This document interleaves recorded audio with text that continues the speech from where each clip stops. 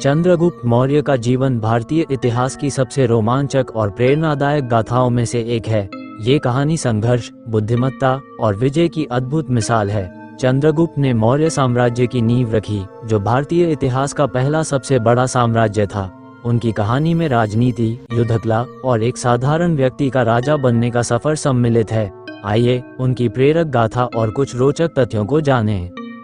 चंद्रगुप्त मौर्य का जन्म 340 बीसी हुआ था। उनका जन्म एक साधारण परिवार में हुआ था।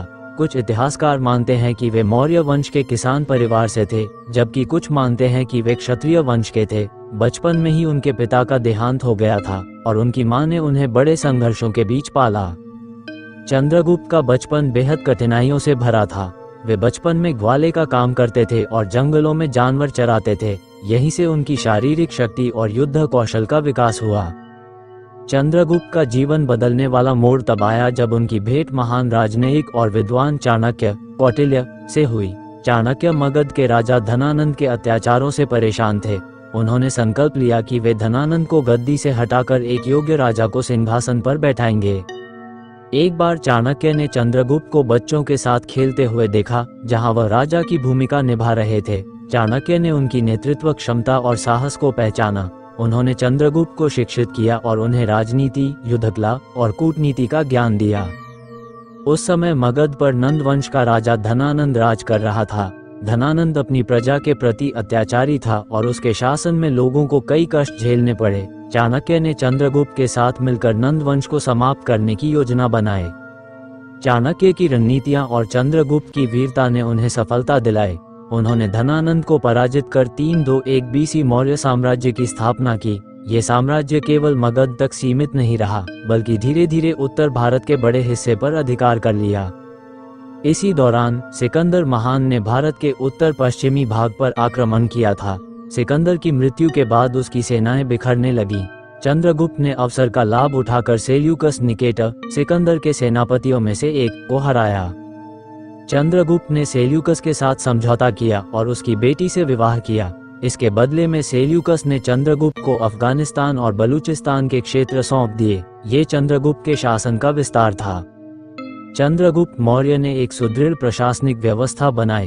उनका साम्राज्य 4 भागों में बंटा हुआ था और हर भाग में कुशल गवर्नरों की नियुक्ति की गई थी। कर वसूली, कानून व्यवस्था और सैन्य शक्ति को व्यवस्थित किया गया। उनके शासन में लोगों को न्याय दिलाने के लिए विशेष न्यायालय बनाए गए। चाणक्य ने अर्थशास्त्र नामक ग्रंथ लिखा, जिसमें चंद्रगुप्त के शासन की नीति और प्रशासनिक व्यवस्था का विस्तृत वर्णन है। अपने जीवन के उत्तरार्ध में चंद्रगुप्त जैन धर्म के प्रभाव में आए। भगवान महावीर के अनुयायी भद्रबाहु से प्रेरित होकर उन्होंने राजपाट त्याग दिया और संन्यास ले लिया। ऐसा माना जाता है कि चंद्रगुप्त ने कर्नाटक के श्रवणबेलगोला में कठोर तपस्या की और वहीं उन्होंने अपने जीवन का अंत किया। चंद्रगुप्त मौर्य का साम्राज्य भारत के अलावा पाकिस्तान, अफगानिस्तान और ईरान के कुछ हिस्सों तक फैला हुआ था। चाणक्य ने धनानंद को हराने के लिए विषकन्या जैसी अनोखी रणनीतियों का उपयोग किया। चंद्रगुप्त ने पश्चिमी दुनिया के शक्तिशाली सिकंदर के सेनापतियों को हराकर भारतीय सीमाओं की रक्षा की। चंद्रगुप्त ने अपने जीवन के अंत में राजसी वैभव को त्याग दिया, जो भारतीय राजाओं में एक दुर्लभ घटना है।